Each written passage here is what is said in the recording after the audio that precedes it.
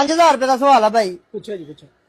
ਹਾਥੀ ਆ ਉਹਦੇ ਅੱਗੇ 11 ਕੇਲੇ ਪਏ ਆ, ਉਹਨੇ 10 ਖਾ ਲਏ ਆ, ਇੱਕ ਕਿਉਂ ਨਹੀਂ ਖਾਦਾ? ਹਾਥੀ ਰੱਜ ਗਿਆ ਹੁਣ। ਇੱਕ ਕੇਲਾ ਪਲਾਸਟਿਕ ਦਾ ਸੀ। ਇਹ ਕਿਹੜੀ ਗੱਲ ਹੋਈ ਭਾਈ? ਗੱਲ ਸਵਾਲ ਆ ਭਾਈ। ਇਹ ਕੋਈ ਸਵਾਲ ਨਹੀਂ। ਅੱਛਾ ਚੱਲ ਇੱਕ ਹੋਰ ਹਾਥੀ ਸੀ, ਅੱਛਾ ਉਹਦੇ ਅੱਗੇ 11 ਕੇਲੇ ਪਏ ਸੀ, ਉਹਨੇ 11 ਹੀ ਨਹੀਂ ਖਾਦੇ, ਕਿਉਂ? 11 ਦੇ 11 ਹੀ ਪਲਾਸਟਿਕ ਦੇ ਹੋਣੇ।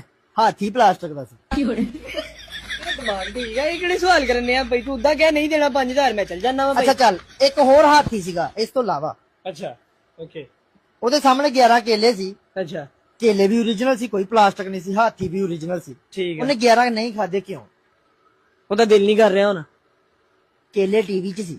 ਉਹ ਟੀਵੀ ਕਿੱਥੋਂ ਆ ਗਿਆ ਭਾਈ? ਇਦਾਂ ਤੇ ਤੂੰ ਕਦੀ ਵੀ ਨਹੀਂ ਦੇਣਾ 5000। ਤੂੰ ਮਜ਼ਾਕ ਬਣਾਉਂਦੇ ਆ ਯਾਰ। ਚੱਲ ਇੱਕ ਹੋਰ ਹਾਥੀ ਸੀ, ਹਾਥੀ ਵੀ ਟੀਵੀ 'ਚ ਸੀ, ਅੱਛਾ ਕੇਲੇ ਵੀ ਟੀਵੀ 'ਚ ਸੀ, ਅੱਛਾ। ਹਾਥੀ ਨੇ ਫੇਰ ਨਹੀਂ ਕੇਲੇ ਖਾਦੇ, ਕਿਉਂ? ਟੀਵੀ 'ਚ ਪਲਾਸਟਿਕ ਦੇ ਕੇਲੇ ਹੋਣੇ। ਹਾਥੀ ਲੈਦਾ ਚੈਨਲ ਤੇ ਸੀ, ਕੇਲੇ ਲੈਦਾ ਚੈਨਲ ਤੇ ਸੀ।